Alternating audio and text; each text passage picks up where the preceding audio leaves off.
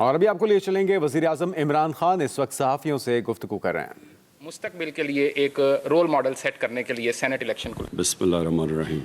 دیکھیں، جب سے یہ سینٹ 30 سال سے تو مجھے پتہ ہے 30 سال سے کہ سینٹ الیکشنز میں بولیاں لگتی ہیں، member of parliament provincial assemblies کی ریٹس پتہ ہے 30 سال سے کہ سینٹ الیکشنز میں بولیاں لگتی ہیں، member of parliament provincial assemblies کی ریٹس لگتے ہیں، پیسہ اوپر تک جاتا ہے، کیونکہ مجھے پتہ ہے کہ مجھے پیسہ آفر ہوئے ہیں سینٹ الیکشن میں۔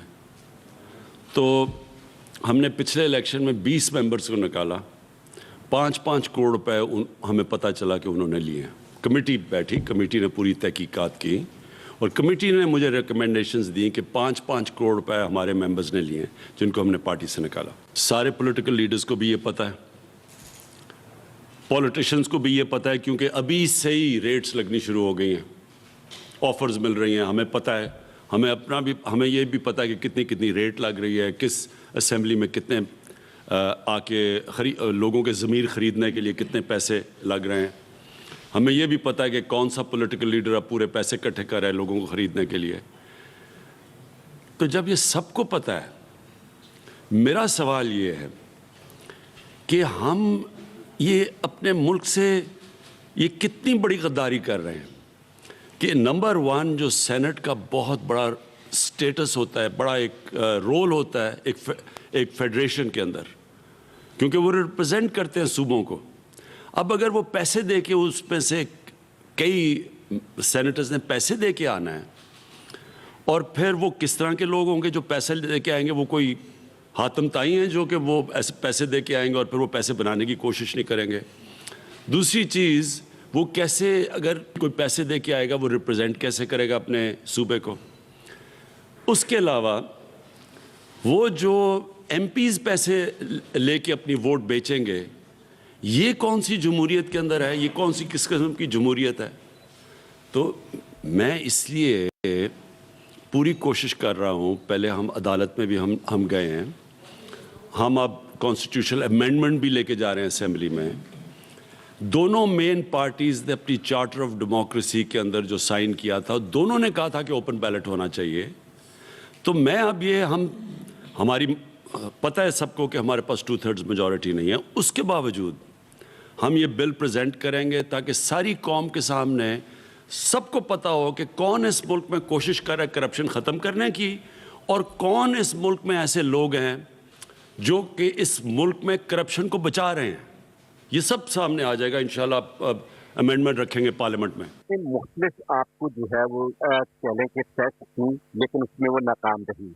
پہلے استعفوں کی دھمکی، لانگ مارچ کی دھمکی، دوسرے آپشنز، لیکن ناکام رہی۔ لیکن پنجاب میں یہ صورتحال ہے کہ جہاں پہ ایک بڑی اپوزیشن جماعت ہے، اس کے ارکان اسمبلی ہر دوسرے روز وزیر اعلیٰ عثمان بزدار سے ملتے ہیں اور ان کی قیادت پر اور پی ٹی آئی پر اعتماد کا اظہار کر رہے ہیں۔ تو آپ کیا دیکھ رہے ہیں کہ سینٹ کے بعد اس پی ڈی ایم کا کیا مستقبل ہے؟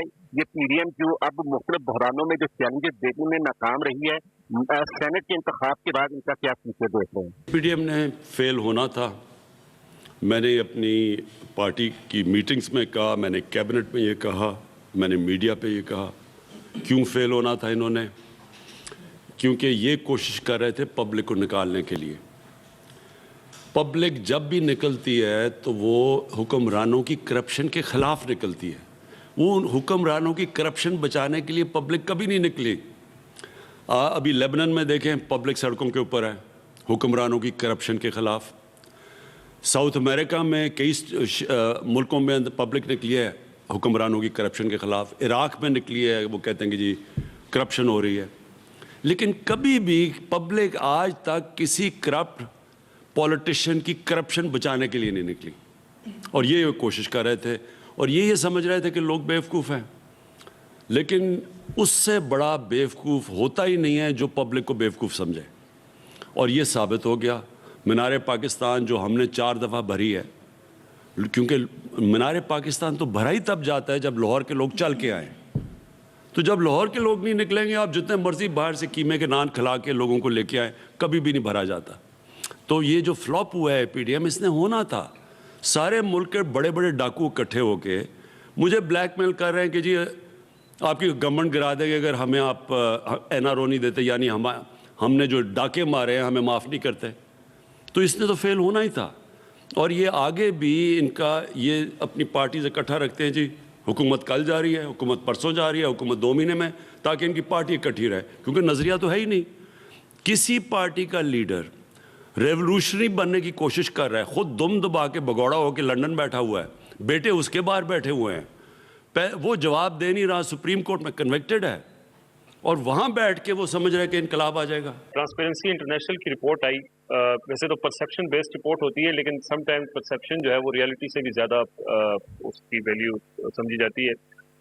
2 चीज़ें जिसके ऊपर बाकी चीज़ें तो सामने आई, लेकिन एक डेमोक्रेसी और एक जो है वो जो रूल ऑफ लॉ है, उसके ऊपर पॉइंट्स जो है वो कम हुए हैं और पिछले 2 सालों में।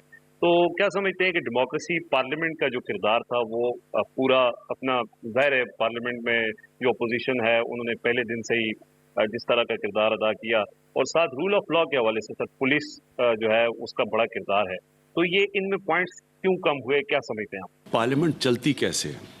पार्लियामेंट के अंदर एक गवर्नमेंट होती है, एक ऑपोजिशन होती है। पार्लियामेंट चलती ऐसे है जब ऑपोजिशन का काम होता है कि मुल्क के मसले मसाइल की निशानदेही करे और वो गवर्नमेंट को मुसलसल प्रेशर में रखे अवामी मसलों के ऊपर या कानूनी मसलों के ऊपर। लेकिन कभी डेमोक्रेसी ऐसे भी चली है कि ऑपोजिशन इकट्ठी होकर कहे कि हमारी चोरी माफ़ करो, हमें NRO दे दो, नहीं तो हम चलने नहीं देंगे। और जो इन्होंने किया आपके सबके सामने है कि पहले दिन से शुरू हो गए, कभी इलेक्शन ठीक नहीं हुआ, उसमें हम कहें ठीक हम तैयार बैठे हैं, खोलें इलेक्शन। कभी कहें जी माशी हालात बुरे हैं, वो माइशत के तो ज़िम्मेदारी हैं, तो वो हमारे से पूछ रहे हैं जी कि ये देखिए कर्ज़े ये चढ़ गए हैं, और हमारे से पूछ रहे हैं और प्रेशर डाल रहे हैं कि NRO दे दें। फिर FATF के ऊपर इन्होंने सबसे ज़्यादा ब्लैकमेल किया, क्योंकि FATF के अंदर मुल्क ब्लैक लिस्ट हो सकता था, और ब्लैक लिस्ट का मतलब यहाँ सैंक्शंस लग सकती थी।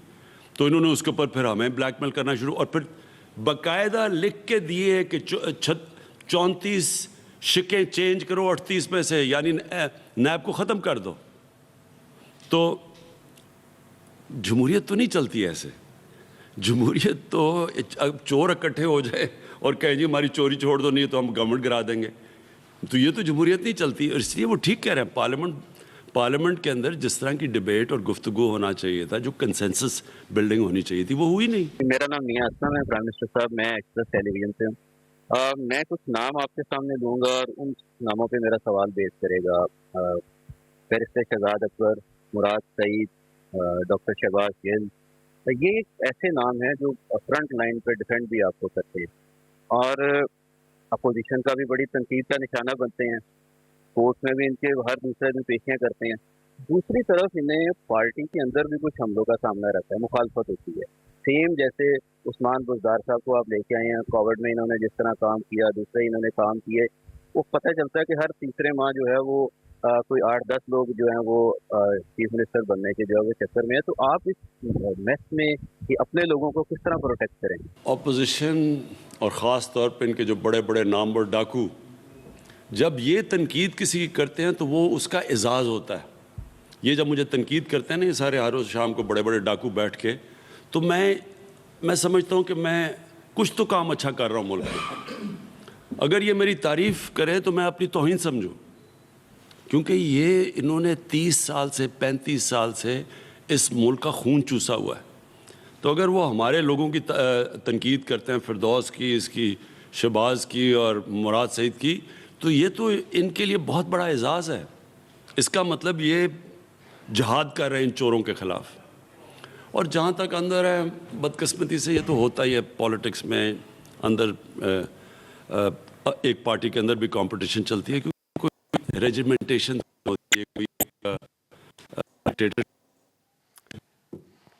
ये किस किस्म की जमहूरियत है जिसमें पैसे लेकर वोट बेचे जाएं? वज़ीर आज़म इमरान खान साहिवाल में सहाफ़ियों से गुफ्तगू कर रहे थे। उन्होंने कहा कि अवाम हुकूमत की करप्शन के ख़िलाफ़ निकलती है, ना कि तहफ़्फ़ुज़ के लिए। साहिवाल में आज उन्होंने कामयाब जवान प्रोग्राम, एहसास प्रोग्राम की तकरीब से खिताब भी किया और इस मौके पे साहिवाल के लिए तरक्याती मंसूबों का जो सियासी माफिया था, इतनी उनके ऊपर आपने हाथ डाला। पहले साल हजारों एकड़ आपने और सीएम साहब ने जबरदस्त कब्जा माफिया के खिलाफ ऑपरेशन किया और जबरदस्त एक्शन लिया। फिर बीच में कुछ खामोशी आ गई।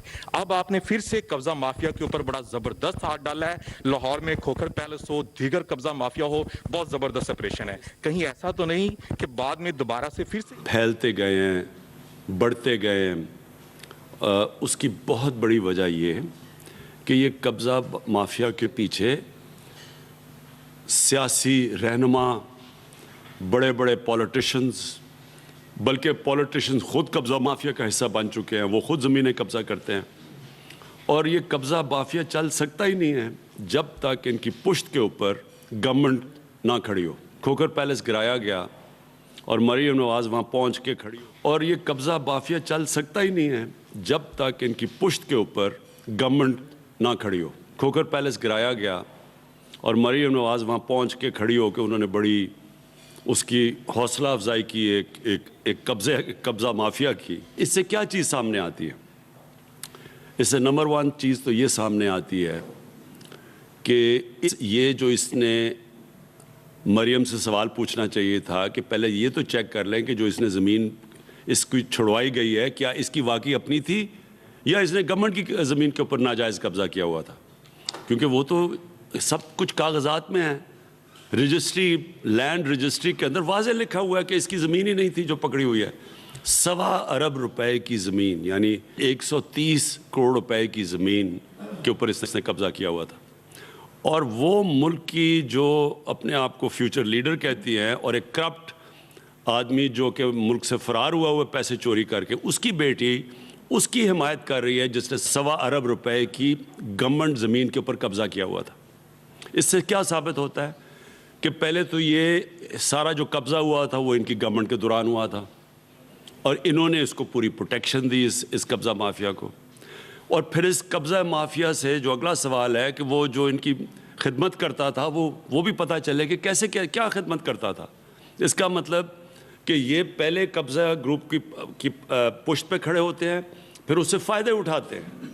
अब अगर तीसरी चीज़ ये है कि अगर गवर्नमेंट यानी मुल्क का प्राइम मिनिस्टर खड़ा हो कब्ज़ा ग्रुप के साथ, तो फिर इंतज़ामिया क्या कसूर है? वो फिर क्यों ना अपने कब्ज़ा ग्रुप पाले? फिर पुलिस क्यों ना अपने कब्ज़ा ग्रुप के साथ कनेक्शन रखे और पैसा बनाए, जबकि मुल्क का प्राइम मिनिस्टर बना रहा है? तो ये जो कब्ज़ा ग्रुपों ने मुल्क में तबाही मचाई हुई है, शहरों में सबसे ज़्यादा बैरून मुल्क पाकिस्तानी जो इनकी ज़मीनों पे कब्ज़े हो जाते हैं, वो बेचारे मेहनत कश जाके कमाई करके ज़मीन ख़रीदते हैं, उसके ऊपर कब्ज़ा हो जाता है। ये इसलिए होता है कि पीछे इनके ये बड़े बड़े डाकू जो पॉलिटिशियंस हैं ये खड़े होते हैं। तो इंशाअल्लाह पॉलिटिशियंस के पीछे भी इन किसी बड़े बड़े डाकुओं को हमने नहीं छोड़ना, कोई एनआरओ नहीं मिलेगा, और इनके जो नीचे बैठे हुए कब्ज़ा ग्रुप इनको भी हमने किसी को नहीं छोड़ना। मेरा एक सवाल आपसे मौलाना फजलुर रहमान के ऊपर तफसीली होगा। पीडीएम बनी, आपकी हुकूमत के खिलाफ 11 जमातों ने पीडीएम बनाई, मौलाना फजलुर रहमान को उसका सरबराह बनाया। इस्तीफों से बात होती हुई अब फॉरेन फंडिंग तक पहुंच चुकी है। पीपल्स पार्टी और नून लीग से नाला होकर मौलाना फजलुर रहमान ने यह स्टेटमेंट दिया कि अगर फैसले मरियम और बिलावल ने करने हैं तो वो पीडीएम के सरबराह क्यों हैं। उसके बाद साथ ही आपने उनके ऊपर फॉरेन फंडिंग और कुछ गैर मुल्की ममालिक से इमदाद के हवाले से, फंडिंग के हवाले से भी केस इलेक्शन कमीशन में डाल दिया। आपको क्या लगता है कि मौलाना फजलुर रहमान अब पीडीएम के सरबराह रहेंगे? क्या देख रहे हैं कि वो फॉरेन फंडिंग का सामना करेंगे या आपकी हुकूमत के खिलाफ एहतजाज करेंगे? फॉरेन फंडिंग का एक ऐसा हुआ कि इन्होंने तहरीक इंसाफ को फंसाते फंसाते सारे खुद फंस गए। जितना भी आप यानी फॉरेन फंडिंग क्या, आप जो अकाउंट्स हैं पॉलिटिकल पार्टीज़ के, मुझे बड़ी खुशी हुई है कि इन्होंने ये उठा दिया है। अब हम चाहेंगे कि ये अपने मंतकी अंजाम तक पहुँचे। सारी पार्टीज़ की फंडिंग की पूरी स्क्रूटनी की जाए इलेक्शन कमीशन, और जब ये स्क्रूटनी करेंगे, मैं आज आपके सामने पेशन गोई करता हूँ कि एक पार्टी के सबसे बेहतरीन अकाउंट्स मिलेंगे। उस पार्टी का नाम है तहरीक इंसाफ, जिसने बाकायदा पॉलिटिकल फंड रेजिंग की है, जिसने जिन डोनर्स ने पैसे दिए हैं उनके पता है, एड्रेस। 40,000 हमारे पास डोनर्स के नाम हैं। कोई भी उनको कांटेक्ट करके पूछ सकता है कि वो उन्होंने पैसे दिए या नहीं दिए। میں چیلنج کرتا ہوں کہ یہ 1000 نام دے دیں, کوئی بھی ان پارٹی میں سے 1000 کیا 100 نام دے دیں جنہوں نے ان کو آفیشلی پیسے دیے ہیں. جیسے ہی آپ پتہ چلائیں گے آپ کو پتہ چل جائے گا کہ ان پارٹیز نے پیسے کیسے اکٹھے کیے ہیں. آپ کو یہ بھی پتہ چل جائے گا کہ اگر فورن فنڈنگ ہوئی ہے تو کس کس پارٹی کی ہوئی ہے, وہ بھی پتہ چل جائے گا. اسامہ بن لادن نے کس کو پیسے دیے, وہ خالد خواجہ کی پوری اسٹیٹمنٹ ہے, اس نے پبلکلی اس کی بیوی نے اسٹیٹمنٹ دی ہوئی ہیں. یہ جو مولانا فضل الرحمان کو کدھر سے کون سے ملک سے پیسے, یہ بھی پتہ چل جائے گا سب کچھ. نواز شریف نے جو منی لانڈرنگ کی ہے اپنی نون لیگ کے جو وہ پارٹی فنڈز کے ذریعے, وہ بھی سامنے آ جائے گا. میں تو بڑا خوش ہوں اور میں چاہتا ہوں, اور سب سے بڑا جو اس وقت مولانا فضل الرحمان ہے, اس کو مولانا کہتے ہوئے دینی مولانا عالم کی توہین ہے. یہ کرپٹ آدمی ہے جو صرف دین کو استعمال کرتا ہے اور مدرسے کے بیچارے وہ طالب علموں کو استعمال کرتا ہے بلیک میل کرنے کے لیے اور پیسہ بنانے کے لیے. یہ بتائے کہ اس کے پاس اربوں روپے کی پراپرٹیز آئی کدھر سے ہیں. لوگ محنت کرتے ہیں, کوئی بزنس کرتا ہے, یہ بیٹھے بیٹھے ہی اربوں پتی ہے اس کے, اور فرنٹ مین کے ذریعے اس کے پیسے, بینامی اس کی جو زمینیں ہیں کدھر سے آئی ہیں, کیونکہ یہ ساری حکومتوں میں بیٹھا رہتا ہے, سب کے ساتھ مل کے, کوئی اس کو ہاتھ نہیں لگاتا کیونکہ یہ فتویٰ لگا دیتا ہے سب پہ. سارے اس کو ڈر کے اس سے کوئی پوچھتا نہیں ہے اور یہ پیسے بناتا رہتا ہے. اور یہ اسٹیٹمنٹ دے رہا ہے جی نیب کون ہوتی ہے مجھے بلانے والی, کیا یہ قانون سے اوپر ہے؟ یہ جو اس وقت جو پاکستان کے اندر جو آخر میں جو میں بات کرنا چاہتا ہوں, یہ تاریخی جنگ چل رہی ہے, قانون کی بالادستی کی جنگ چل رہی ہے. یہ جو چور ہیں جو کہتے ہیں ہم پاکستان کے قانون کے نیچے نہیں ہیں, سپریم کورٹ فیصلہ کرتا ہے, نواز شریف وہ کہتا ہے میں مانتا ہی نہیں, کیوں نکالا. جو ان کے اوپر الیکشن کمیشن, اس کے اوپر جب اگر ان کے اگینسٹ فیصلہ فنڈنگ میں آئے گا, یہ کہیں وہ نہیں ہم مانتے. ان کے اوپر جب نیب کوئی کچھ کہتی ہے وہ نیب کو نہیں مانتے. تو مانتے کس کو ہیں؟ اس کو مانتے ہیں جو ان کے حق میں فیصلہ کرے بس. اور یہ اور حق میں فیصلہ کرواتے کیسے ہیں؟ جس طرح انہوں نے وہ بریف کیس پہنچائے تھے وہ رفیق تاڑر نے جا کے ججز خریدنے کے لیے, جس طرح سپریم کورٹ کے سجاد علی شاہ کے سپریم کورٹ پہ حملہ کیا تھا ڈنڈے لے کے, یہ وہ لوگ ہیں, یہ مافیا ہے. اور یہ جو اب تاریخی جنگ ہے انشاءاللہ یہ فیصلہ کرے گی کہ پاکستان میں قانون کی بالادستی آئے گی. یہ بڑے بڑے ڈاکوؤں کو ہمیشہ کے لیے یہ جنگ ہے, ان کا اصل ٹھکانہ جیل میں ہے, اور جب تک یہ پیسے واپس نہیں کریں گے انشاءاللہ جیل میں رہیں گے. کامیاب کسان پروگرام کے حوالے سے یہ بڑا زبردست اچھا انیشیٹو ہے. ایٹ دا سیم ٹائمنگ جب سرحد پار دہلی میں کسانوں کے ساتھ اتنا ظلم و زیادتی ہو رہی ہے, مودی رجیم میں بہت کچھ ہم نے دیکھا ہے اور یہاں پر سب کچھ الٹا ہے. کسان آپ کی طرف دیکھ بھی رہے ہیں, ایگریکلچر پیکج کب تک آئے گا اور مزید کسانوں کے لیے کیا ہونے جا رہا ہے؟ ہماری پوری کوشش ہے کہ اب ہم ایک پوری ایگریکلچر پالیسی لے کے آئیں جو اگلے 5 سال 10 سال تک جائے, جو کہ ہمارا پورا چینج کر دے ایگریکلچر جو سیکٹر سارا. اس کا ایک بڑا پیکج آ رہا ہے جو ہم نے اپنی پوری ایگریکلچر سیکٹر کو پورا کھڑا کرنا ہے.